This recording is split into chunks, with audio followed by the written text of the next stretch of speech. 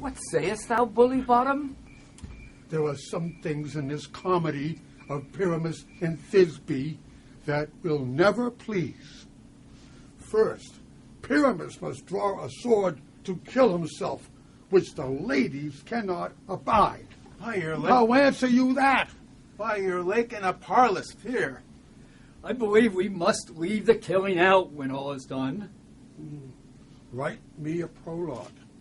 And let the prologue seem to say that we will do no harm with our swords, and that Pyramus is not killed, and let, for more better assurance, tell them that I, Pyramus, am not Pyramus, but Bottom the Weaver. This will put them out of fear. Will they not be afeard of the lion? Oh, I fear it myself. I promise you. Masters, you ought to consider with yourselves whether God shield us to bring in a lion among the ladies is a most dreadful thing. There is no more fearful wild fowl than your living lion. Now, he himself must speak, saying, if you think I come hither as a lion, it were pity of my life. No, I am no such thing. I am a man as other men are. And let him name his name, and tell them plainly he is Snug the Joiner. Then there's another thing. We must have a wall in the great chamber. For Pyramus and Thisbe, says the story, did talk through a chink in a wall. But you cannot bring in a wall. What say you, Bottom? Some man or other must present wall, and let him have some plaster, or some loam, or some rough coat about him to signify wall. And let him hold his fingers thus, and through that cranny shall Pyramus and Thisbe whisper. If that may be, then all is well. Come, sit down, every mother's son, and rehearse your parts. What hempen homespuns have we swaggering here? What a place for it. I'll be an auditor. Or an actor, too, perhaps, if I see cause. Speak, Pyramus, Thisbe, stand forth. Thisbe, the flowers of odious savors sweet. Odors, odors. Odors, savors sweet. So hath thy breath, my dearest Thisbe dear. But hark, a voice. Stay thou but here a while, and by I will to thee appear. A stranger Pyramus than e'er played here. Must I speak now? Marry, must you? Most radiant Pyramus, most lily white of hue, of color like the red rose on triumphant briar, I'll meet thee, Pyramus, at Ninny's tomb. Ninus's tomb, man. Why, you don't speak that yet. That you answer to Pyramus. You speak all your parts at once, cues and all. Ninus's tomb. Pyramus, enter. Your cue is past. It's never tire. If I were fair, Thisbe, I were only thine. Oh, monstrous. Oh, strange. Pray, masters, fly. Masters, help. I'll follow you. I'll lead you about around. Through bog, through bush, through brake, through briar. Sometimes a horse I'll be, sometimes a hound. A hog, a headless bear, sometimes a fire. And I'll neigh, bark, grunt, roar, and burn. Like horse hog had been fun at every turn.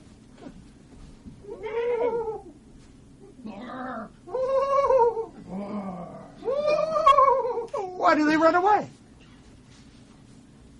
O bottom, thou art changed. What do I see on thee? What do you see? You see an asshead of your own, do you? Bless thee, Bottom, bless thee. Thou art translated. I see their knavery. This is to make an ass of me, to frighten me if they could. But I will not stir from this place, do what they can. I will walk up and down here, and I will sing that they shall hear I am not afraid. The owls will cock so black of hue, with orange tawny beer. What angel wakes me from my flowery bed? I pray thee, gentle mortal, sing again. Mine ear is much enamored of thy note. So is mine eye enthralled to thy shape. And thy fair virtue's force perforce doth move me on the first view to say, to swear, I love thee. Methinks, mistress, you should have little reason for that. And yet, to tell the truth, reason and love keep little company together nowadays. Thou art as wise as thou art beautiful. Not so neither, but if I had wit enough to get out of this wood, I have enough to serve mine own turn. Out of this wood do not desire to go. Thou shalt remain here, whether thou wilt or no. I'll give thee fairies to attend on thee, and they shall fetch thee jewels from the deep, and sing while thou on pressed flowers dost sleep. And I shall purge thy mortal grossness, so that thou shalt like an airy spirit go. Peace blossom, cobweb, moth, mustard seed. Be kind and courteous to this gentleman. Feed him with apricots and dewberries, with purple grapes, green figs, and mulberries. The honey bags steal from the humble bees, and for night tapers crop their waxen thighs and light them at the fiery glowworm's eyes, to have my love to bed and to arise. Hail, mortal! Hail! Hail! Hail! I cry your worship's mercy, heartily. I beseech your worship's name. Cobweb. I shall desire you of more acquaintance, good mistress Cobweb. If I cut my finger, I shall make bold with you. Your name, honest lady. Mustard seed. Good mistress Mustard Seed, I know your patience well. Oh, that cowardly, giant-like ox beef hath devoured many a gentlefolk of your house. Oh. I promise you, your kindred have made my eyes water ere now.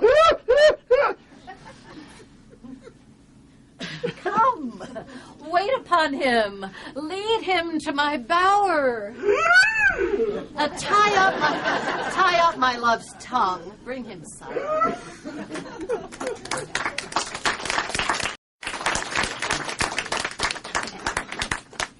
I wonder if Titania be awake. Then, what it was that next came in her eye which she must dote on in extremity. Here comes my messenger. How now, mad spirit? My mistress with a monster is in love.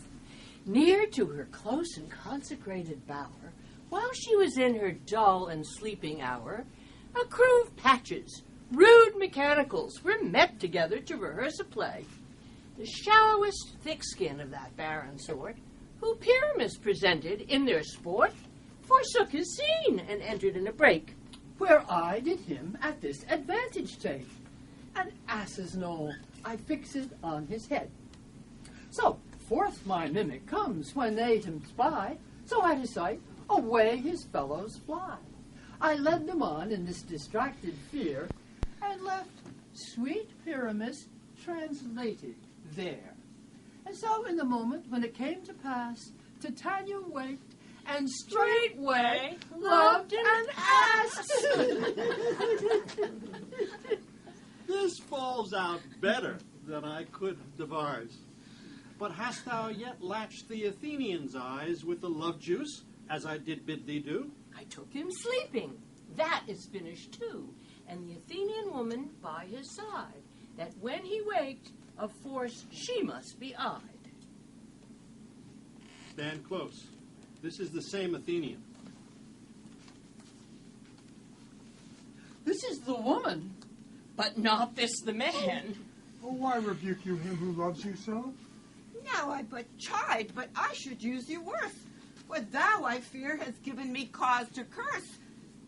Thou hast slain Lysander in his sleep, being o'er shoes in blood, plunge in the deep, and kill me too. It cannot be but thou hast murdered him, so should a murderer look, so dead, so grim. Oh, my Lysander, where is he? Oh, good Demetrius, wilt thou give him me? I would rather give his carcass to my hounds. Out, dog! Out, cur! Thou drivest me past the bounds. You argue from a misprized mood. I am not guilty of Lysander's blood, nor is he dead for aught that I can tell.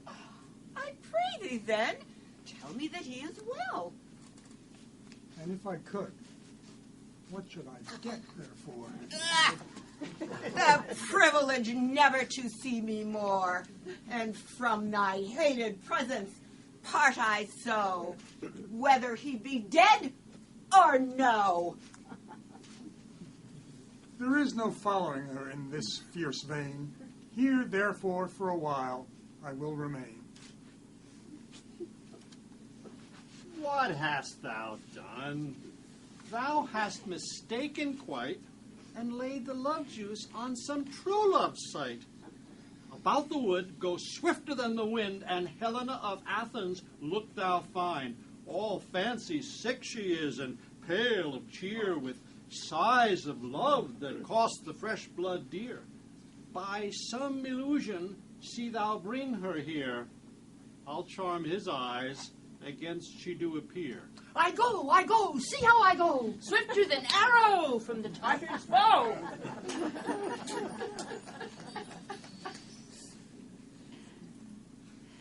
Flower of this purple dye, hit with Cupid's archery, sink in apple of his eye. When his love he doth espy, let her shine as gloriously as the Venus of the sky. When thou wakest, if she be by, beg of her for remedy. Captain of our fairy band, Helena is here at hand, and the youth mistook by me, pleading for a lover's fee.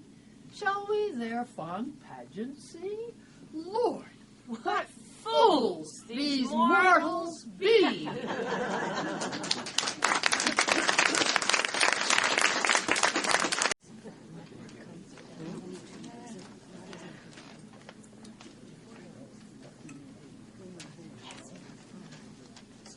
Why should you think that I should woo in scorn?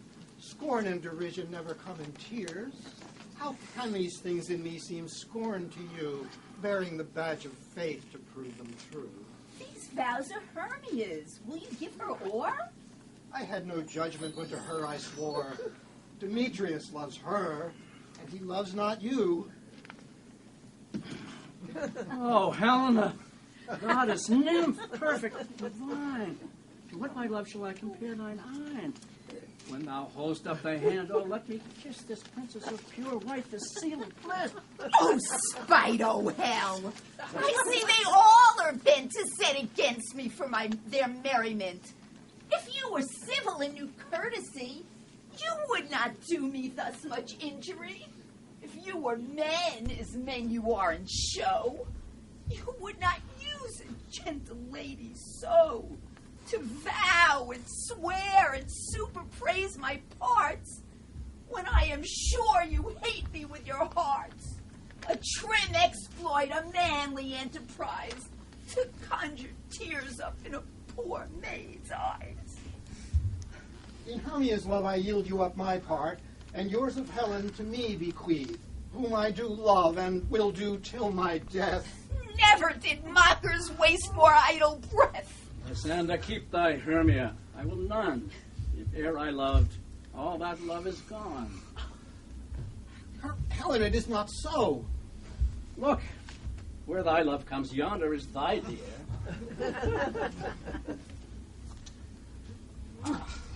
What love could press Lysander from my side? Lysander's love, that would not let him bide fair Helena, who more engilds the night than all yon fiery O's and eyes of light. Why seek'st thou me? Could not this make thee know the hate I bear thee made me leave thee so? You speak not as you think, it cannot be. Lo! She is one of this confederacy. Now I perceive they have conspired all three to fashion this false sport in spite of me. Injurious Hermia, most ungrateful maid, have you conspired? Have you with these contrived? We, Hermia, like two artificial gods, have with our needles created both one flower, two lovely berries molded on one stem. And will you rent this ancient love asunder to join with men in scorning your poor friend? It is not friendly. 'Tis not maidenly. Our sex, as well as I, may chide you for it, though I alone do feel the injury. I understand not what you mean by this. I do persever. Counterfeit sad looks. Make mouths upon me when I turn my back. Wink each at other. Hold a sweet jest up. This sport, well carried, shall be chronicled. Stay, gentle Helena, hear my excuse. My love, my life, my soul. Fair Helena. Excellent. Sweet, do not scorn her so. Helen, I love thee. By my life I do. I swear by that which I will lose for thee to prove him false that says I love thee not. I say I love thee more than he can do. If thou say so, withdraw and prove it too. Quick, come.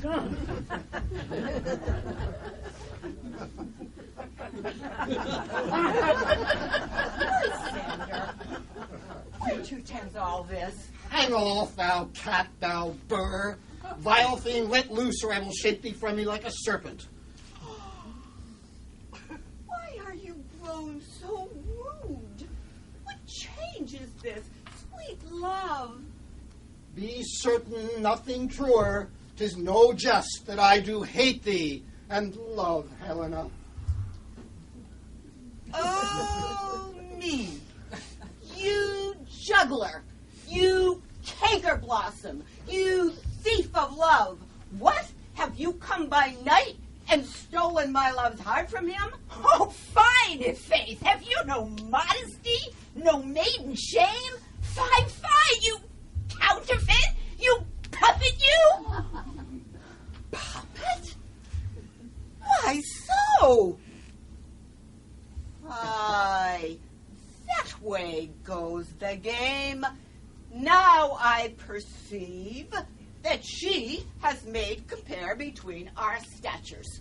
She hath urged her height, and with her personage, her tall personage, her height, forsooth, she has perversed with him.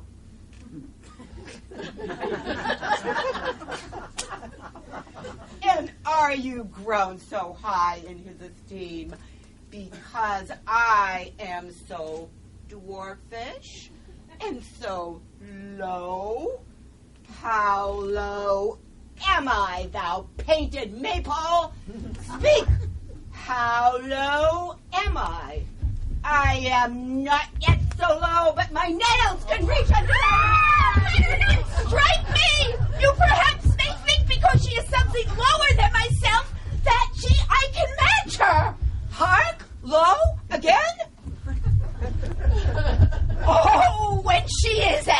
she is keen and shrewd. She was a vixen when she went to school. And though she be but little, she is fierce. Little? Again? Hark! Nothing but low and little? Why do you suffer her to flout me thus? Let me come to her. Get you gone, you dwarf, you minimus, hindering knotgrass maid, you bead, you acorn. Now, follow if thou darest, to try who's right, of thine or mine is most in Helena. Follow, nay, I'll go with thee, cheek by jowl. You, mistress, all this coil is long of you. Nay, go not back. I do not trust you, nor longer stay in your cursed company. Your hands than mine are quicker for a fray. My legs are longer, though, to run away. I am amazed and know not what to say.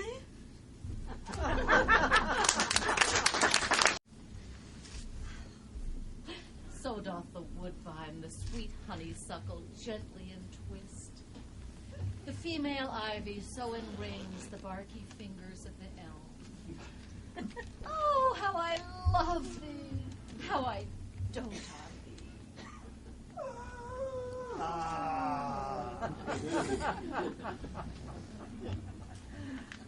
Welcome, good Robin. Seest thou this sweet sight? Her dotage now I do begin to pity, for meeting her of late behind the wood, seeking sweet favors for this hateful fool. I did upbraid her and fall out with her, when at my pleasure I had taunted her, and she in mild terms begged my patience. I then did ask of her changeling child, and straight she gave it me, and her fairy sent to bear him to my bower in fairyland, and now I have the boy. I will undo the hateful imperfections of her eyes. And, gentle Puck, take this transformed head from off the head of this Athenian swain, that he awaking may to Athens, that he awaking when the other do, may all to Athens back again repair, and think no more of this night's accidents, but as a fierce vexation of a dream. But first, I must release the fairy queen.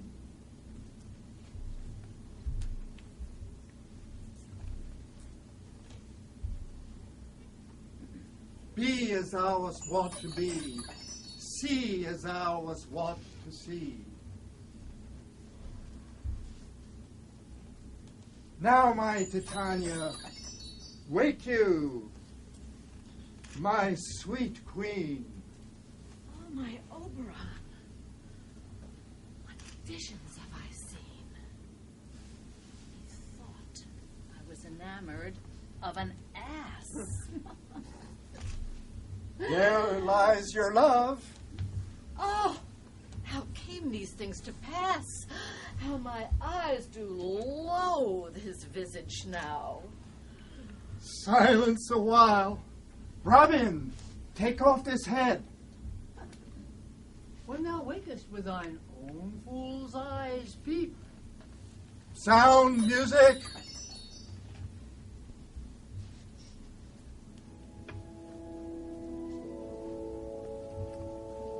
Come, my queen, let us take hands. Now thou and I are new in amity, and will tomorrow midnight solemnly Dance in Duke Theseus' house triumphantly, and blessed to all fair prosperity. There shall the pairs of lovers be wedded with Theseus, all in jollity. Fairy king, attend and mark. I do hear the morning lark. Then, my queen, in silence sad, trip we after night's shade. We the globe can compass soon, swifter than the wandering moon.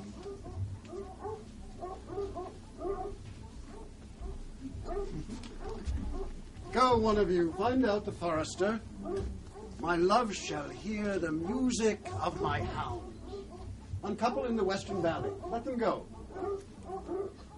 We shall up to the mountain top and mark the musical confusion of hounds and echo in conjunction. I was with Hercules and Cadmus once, when in a wood of Crete they bayed the bear with hounds of Sparta. Never did I hear such gallant chiding. But besides the groves, the skies, the fountains, every region near seemed all one mutual cry. I never heard so musical a discord, such sweet thunder. But soft, what nymphs are these? I wonder of their being there together. No doubt they rose up early to observe the rite of May, and hearing our intent, came here to grace our solemnity. Good morrow, friends. I know St. Valentine's is past. Begin these woodbirds but to couple now? Pardon, my lord. I beg you all, stand up.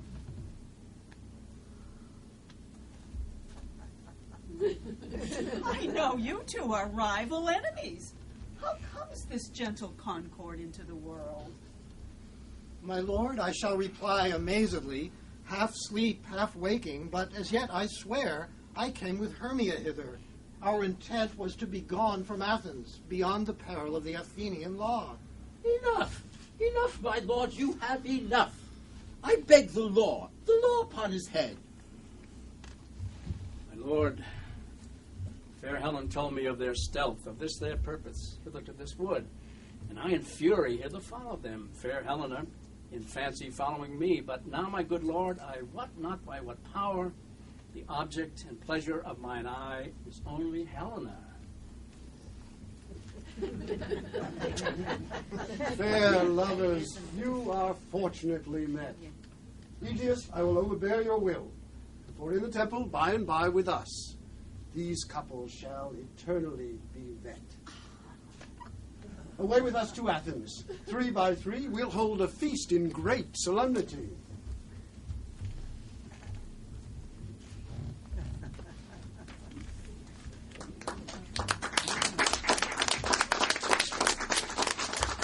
These things seem small and undistinguishable.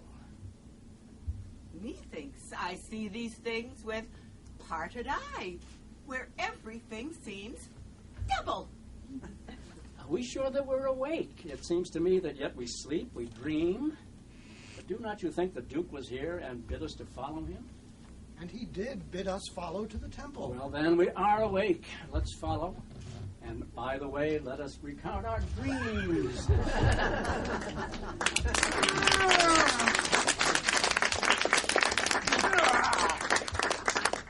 When my cue comes, call me, and I will answer. Hi-ho! Peter Quince! Flute! Snout! Starveling! God's my life. Stolen hints and left me asleep. I have had a most rare vision. I've had a dream past the wit of men to say what dream it was. Man is but an ass if he will go about to expound this dream. Methought I was. Bah! There's no man can tell what. Methought I was, and methought I had. But man is but a patched fool if he will offer to tell what methought I had. I will get Peter Quence to write a ballad of this dream, and it shall be called Bottom's Dream, because it hath no bottom.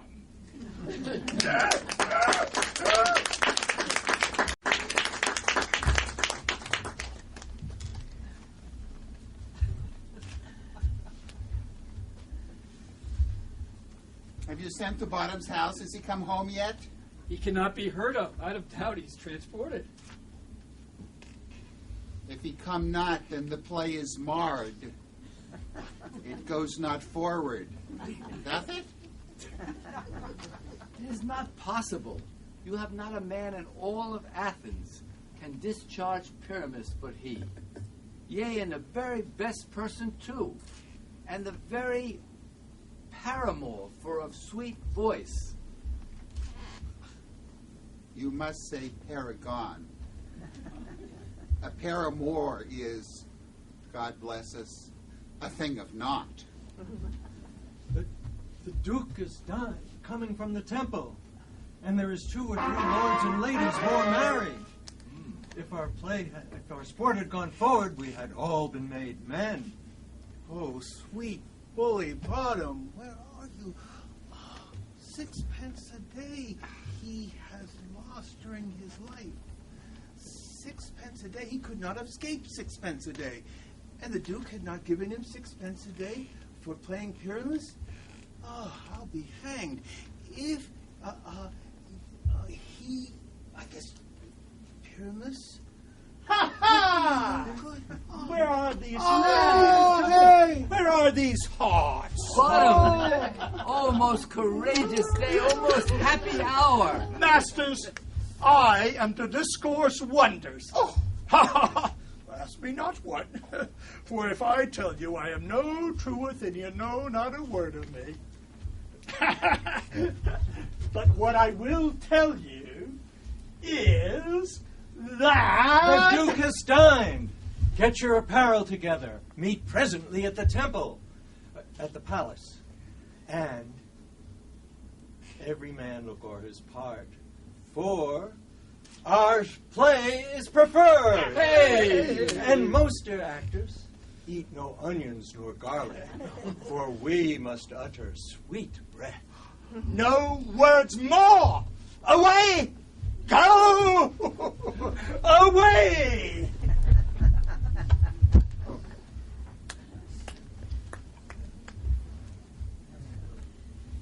'Tis strange, my Theseus, that these lovers speak of. More strange than true. I never may believe these antique fables nor these fairy toys. Lovers and madmen have such seething brains, such shaping fantasies, that apprehend more than cool reason ever comprehends. The lover, the lunatic, the lover, and the poet are of imagination all compact. One sees more devils than vast hell can hold. That is the madman. The lover, all as frantic, sees Helen's beauty in the brow of Egypt. The poet's eye, in a fine frenzy rolling, doth glance from heaven to earth, from earth to heaven, and as imagination bodies forth the forms of things unknown, the poet's pen turns them to shapes and gives to airy nothing a local habitation and a name. Such tricks hath strong imagination, that if it would but apprehend some joy, it comprehends some bringer of a joy.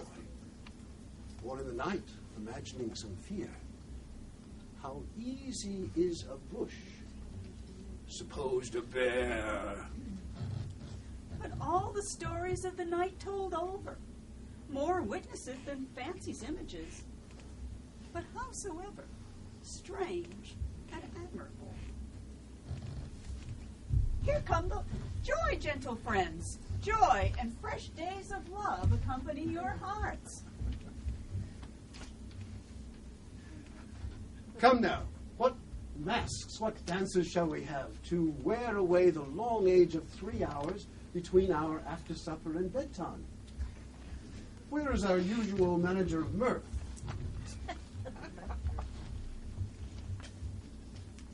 There is a brief how many sports are ripe. Make choice of which your highness will see first. The riot of the tipsy bacchanals tearing the Thracian singer in their rage. This is an old device, and it was played when I from Thebes last came, a conqueror. A tedious brief scene of young Pyramus and his love Thisbe. Very tragical mirth. Merry and tragical, tedious and brief. That is hot ice and wondrous strange snow. How shall we find the concord of this discord? A play there is, my lord, some 10 words long, which is as brief as I have known a play. But by 10 words, my lord, it is too long. And tragical, my lord, it is, for Pyramus therein doth kill himself, which, when I saw rehearsed, I must confess, made mine eyes water, but more merry tears the passion of loud laughter never shed. What are they that do play it?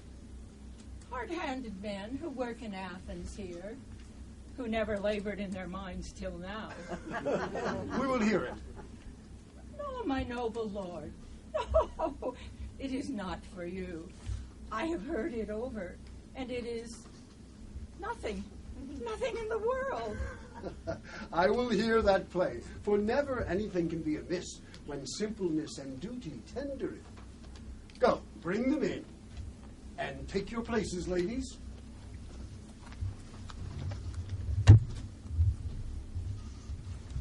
He says they can do nothing in this kind. The kind are we to give them thanks for nothing. So please your grace, the prologue is addressed. Let him approach.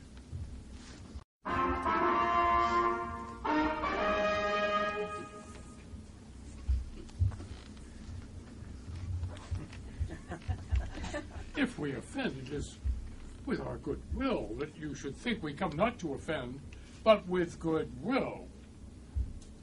To show our simple skill, that is the true beginning of our end. Consider then, we come but in despite. We do not come as minding to content you, our true intent is. All for your delight we are not here. That you should here repent you, the actors are at hand, and by their show you shall know all that you are like to know. This fellow doth not stand upon points. His speech was like a tangled chain, nothing impaired, but all disordered. Who is next? Gentles, perchance you wonder at this show, but wonder on till truth make all things plain. This man is Pyramus, if you would know. This beauteous lady, Thisbe, is certain. This man with lime and rough calf thus presents wall, that vile wall which did these lovers sunder. This man with lantern, dog, and bush of thorn presenteth moonshine, for if you will know by moonshine, did these lovers think no scorn to meet at Dinah's tomb, there to woo. This grisly beast, which lion height by name, the trusty Thisbe, coming first by night, did scare away, or rather did affright. And as she fled, her mantle did she fall, which lion, vile with bloody mouth, did stain. Anon comes Pyramus, sweet youth and tall, and finds his trusty Thisbe's mantle slain, whereat with bloody blameful blade, he bravely broached his oily bloody breast. Yet Thisbe, tarrying in mulberry shade, his dagger drew and died. For all the rest, let lion, moonshine, wall, and lovers twain at large discourse, while here they do remain.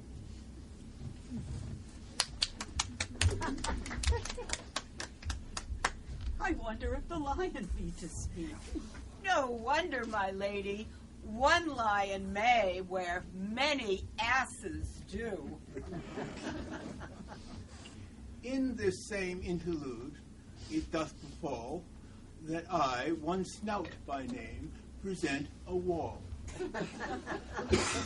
And this the wall that I would have you think contained a crannied hole or chink, through which the lovers, Pyramus and Thisbe, do whisper often, very secretly. This loam, this rough cast, and this stone do show that I am that same wall. The truth is so. And this is the chink through which the lovers will speak.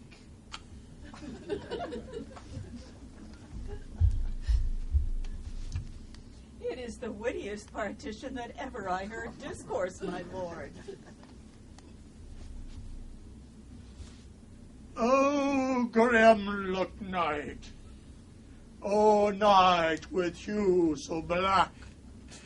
Oh, night which ever art when day is not. Oh, night, oh, night. Alack, alack, alack. I fear my Thisbe's promise is forgot.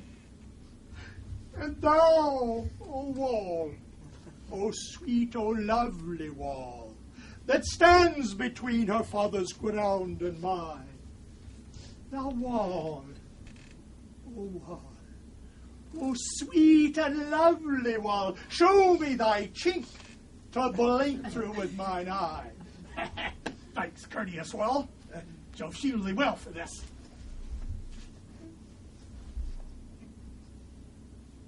But what see I? No Thisbe do I see. A wicked wall, through whom I see no bliss. Cursed be thy stones for thus deceiving me. The wall, methinks, being sensible, should curse again. O wall, full often hast thou heard my moans, for parting my fair Pyramus and me. My cherry lips have often kissed thy stones. Thy stones with lime and hair knit up in thee. I see a voice. Now will I to the chink to spy, and I can hear my Thisbe's face. Thisbe!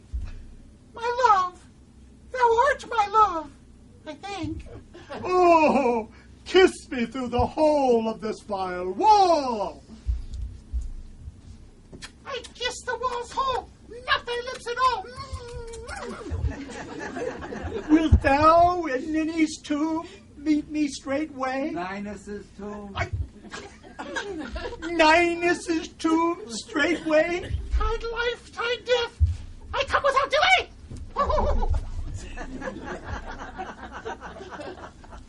Thus have I, wall, discharged my part so, and being done, therefore, wall doth go.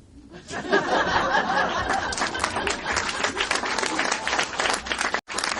the silliest stuff that ever I heard. The best of this kind are but shadows, and the worst are not worst, if imagination amend them. It must be your imagination then, and not theirs. If we imagine no worse of them than they of themselves, they may pass for excellent men. Look, here come two noble beasts in, a man and a lion.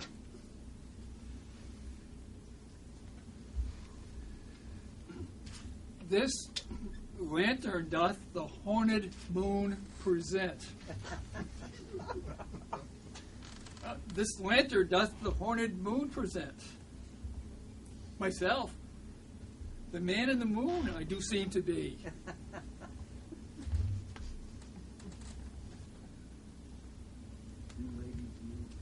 You, ladies, you, whose gentle hearts do fear the smallest, monstrous mouse that creeps on floor, may now perchance both quake and tremble here when lion rough in wildest rage doth roar.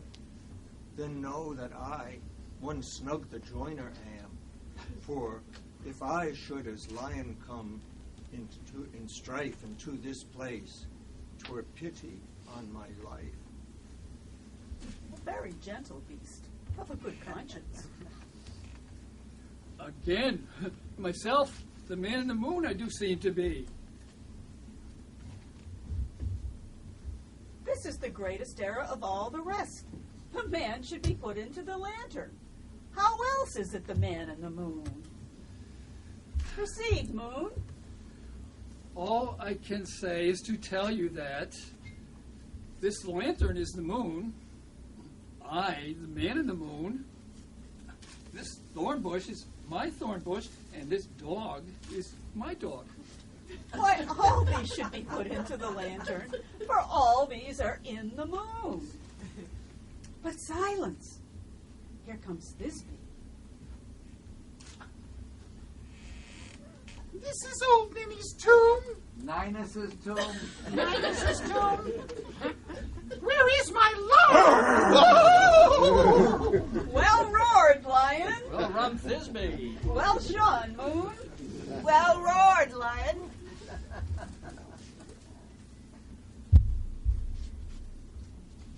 Sweet moon, I thank thee for thy sunny beams.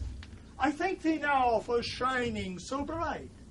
For by thy gracious golden glittering gleams, I trust to take of truest Thisbe's sight. But stay, oh spite, but hark upon night. What dreadful dole is here? Eyes, do you see? How can it be? Oh, dainty duck, oh dear, thy mantle good. What? Stained with blood? Upon earth ye furies fell. O fates, come, come, cut red and drum. Quail, crush, conclude, and quell. Ah, wherefore nature didst thou lions frame? Come tears, confound, outsoared and wound the pap of Pyramus. I, that left pap where heart doth hop.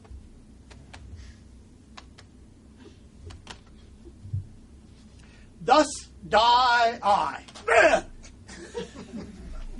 Thus.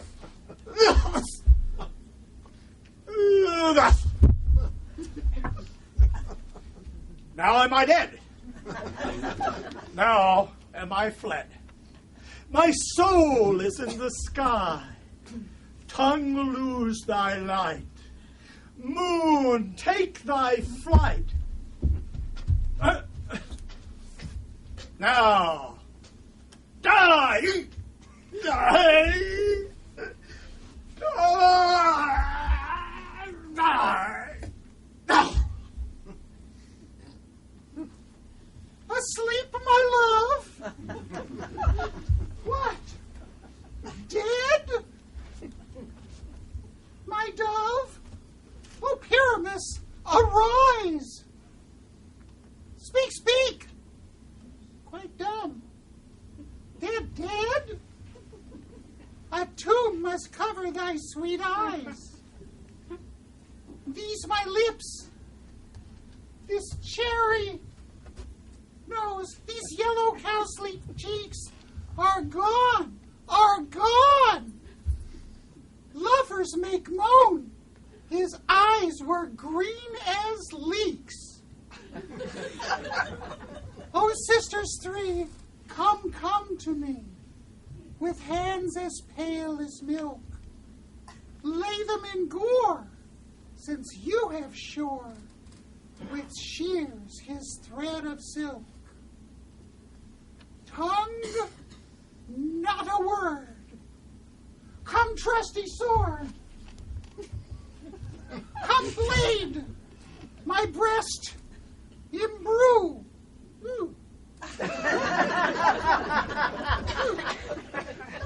And farewell, friend. Thus this begins. Adieu. Adieu. Adieu.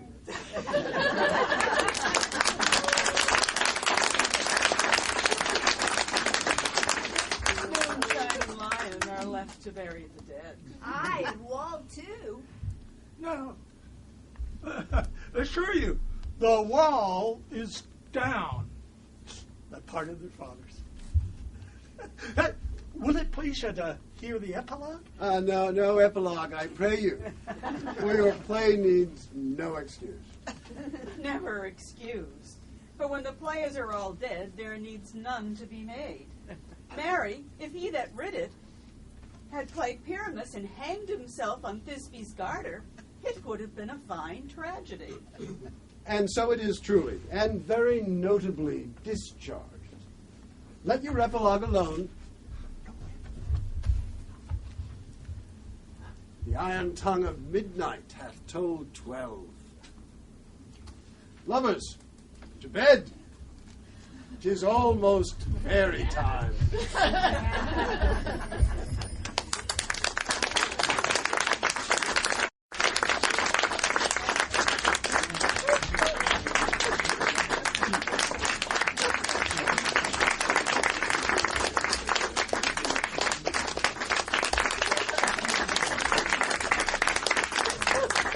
Now until the break of day, through the house each fairy stray. So shall all the couples free, ever true in loving be. And each chamber, several chamber bless, with, through this palace, with sweet peace.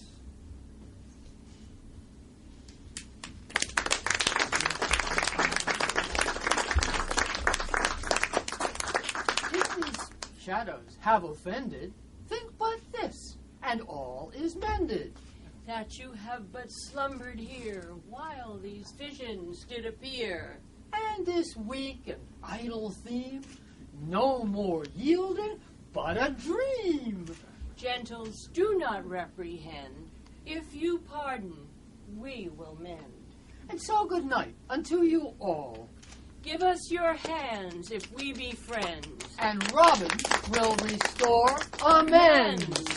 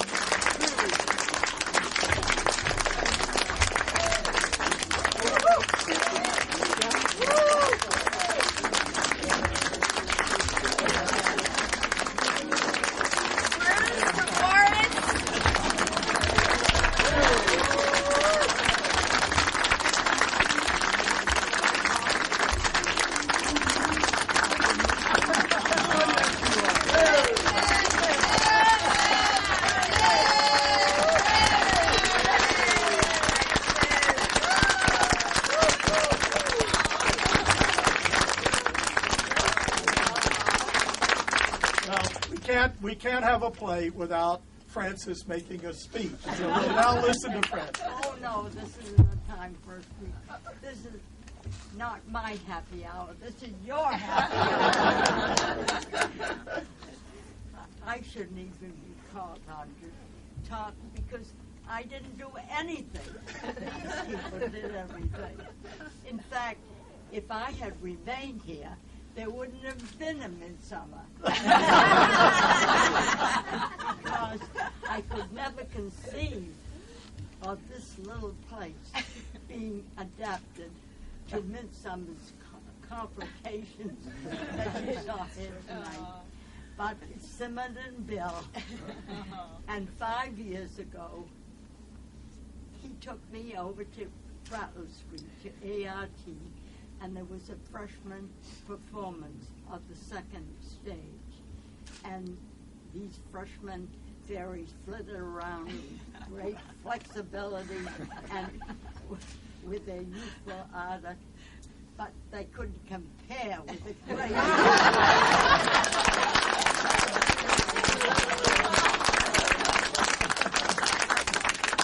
And really, I shouldn't be here, because a year and a half ago, you made this wonderful, wonderful birthday party for me at my centennial. The happiest, most exciting birthday of my life. So that's enough celebration. Well, I have a confession to make. You know this thing about it being impossible to put on Midsummer Night's Dream here? I now agree with it. You're impossible. But when I heard that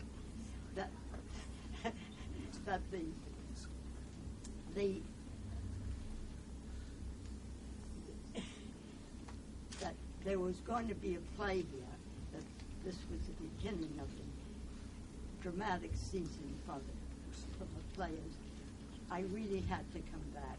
And when I heard it was Midsummer, I had to say the But it turned out to be possible, and I'm so glad I came. And thanks all to the actors. This is their happy hour, and all the people behind the stage that made it possible, and the audiences that always have appreciated every single play that you put on here.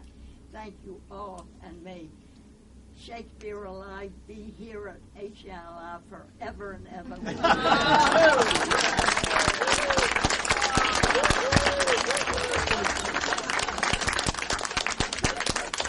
Francis, we're so happy you were here. And you took the words right out of my mouth. There are so many people that it takes to make a play like this happen, and we appreciate Leonie for being with the Allison players all day long, and Lydia, who somehow found us a place to practice when there were no rooms to practice in, and Greg, who's even up there dealing with the film at intermission, and Ruth Ann Laster, who did the scenery and whose hard work is here on the back. And Betty Stone, who did the dances, our fairy dancers. And Ann Cohane and Kristen Charlton, who did the costuming, God bless them all. Franz, Robert, Mike, and Pat, who arrange and rearrange this wonderful room time after time. Felix Mendelssohn for the music. William Shakespeare for the play.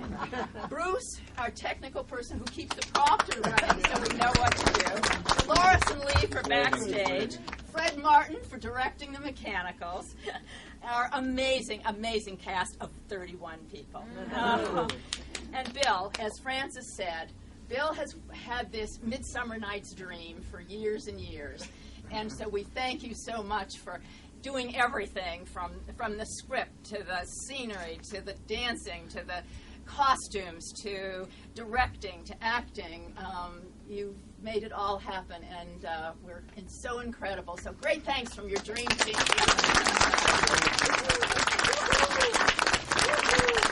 Thanks to you all for coming. Yes. Thanks to all the actors, and thanks to the new Francis, Pat, who picked me up 5 times a day. I can assure you. Thanks to all. It was a wonderful visit.